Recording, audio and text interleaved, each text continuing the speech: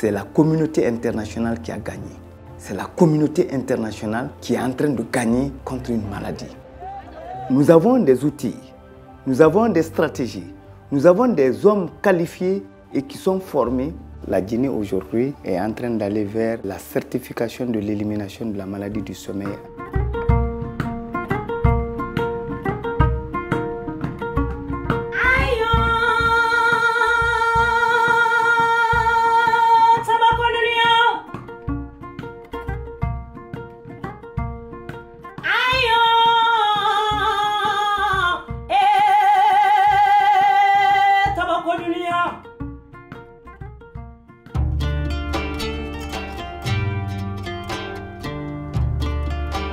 Je travaille avec le programme depuis plus de 15 ans sur justement les programmes d'élimination de la maladie du sommeil ici en Guinée. Et je pense que c'est le premier pays à remettre en place de la lutte antivectorielle pour lutter contre cette maladie. Donc essayer de tuer les mouches qui donnent la maladie aux hommes. Le biotope de la mangrove était très favorable aux mouches tsetse, ce qui fait qu'on a des densités énormes dans les mangroves. Pour lutter contre les mouches tsetse, ici en Guinée, on utilise les tiny targets, qu'on appelle aussi pour les populations ici les drapeaux bleus. Merci. Le bleu attire les mouches et une fois que la mouche est là, elle va essayer de tourner, de contourner d'abord le piège. Donc en voulant tourner, elle va être interceptée par la truite. Tout comme sur le noir, elle va prendre une dose d'insecticide. Et ensuite, au bout de 5 minutes, de 2 à 5 minutes, la mouche va mourir. La stratégie qui a été choisie par le programme, elle est différente.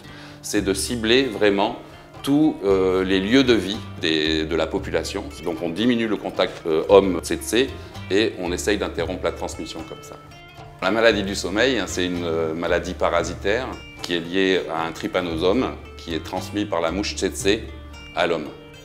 Le parasite passe dans le système nerveux central et s'il n'y a pas de traitement qui est initié, les patients finissent par tomber dans un coma et mourir. Dans les années 60, il y avait des centaines, voire des milliers de cas. Donc il y a eu des grosses campagnes qui ont été menées à cette époque-là qui ont permis vraiment de réduire la maladie à presque rien. Et c'est dans les années 90 qu'on s'est aperçu qu'il y avait des nouveaux cas. Nous avons travaillé en faisant des prospections, en faisant la recherche active de cas de trypanosomiase humaine africaine. Mais il faut comprendre aussi cette population et nous avons travaillé dans ce sens.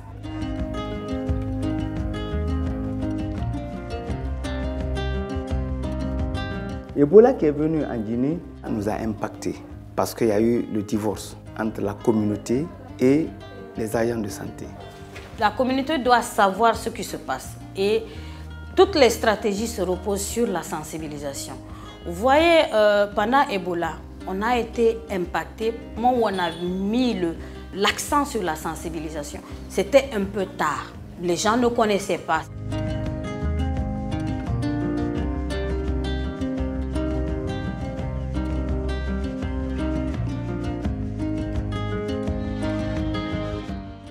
On essaie de faire de 2 à 3 prospections dans chaque foyer par an.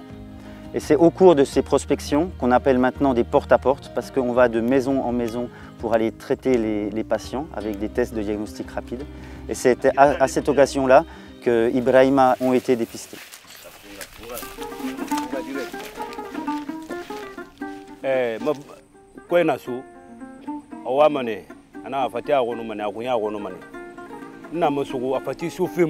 Alute na wulumenne na fore shiri magira na hado amana no I fore shiri muna gina nga ga ni laptani ano anna ga woni parce que mujima mais yongo ma kobr na fi moladi ra kire e frendi na furi moladi nda muna kulu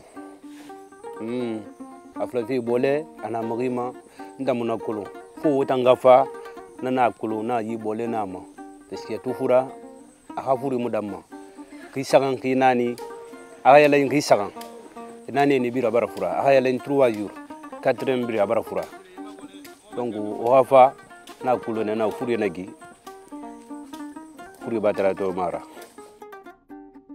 musisi beder gorsi ma bafi duira ya aduma na lu bansamara banundi aduma ne yat amalima ina so ya mulugama na ye bara konto voli so yi gara alhamdulillah parce que yalla imbara luna.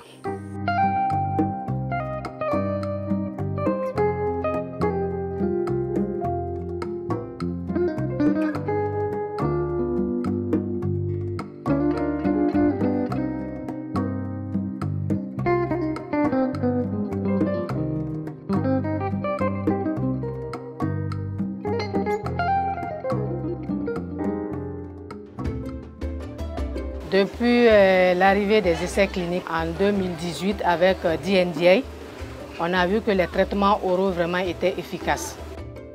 DNDA est parvenu à mettre au point un médicament qui n'a pas de contraintes, qui permet de faciliter la vie aux malades et aux médecins. C'est la recherche qui nous a permis de mettre en place un traitement meilleur.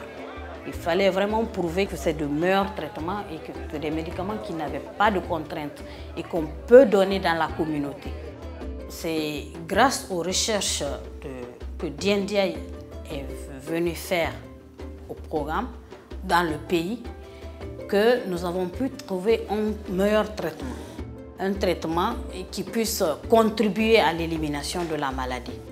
Ce village, par exemple, le cas qui a été dépisté, une fois qu'on finit d'investiguer, les entomologistes viendront déposer les écrans de lutte autour du village et autour des zones d'activité du malade. Donc c'est encourageant avec les deux stratégies, lutte médicale, lutte antivectorielle. C'est vraiment un bon couplage pour aller vers l'élimination.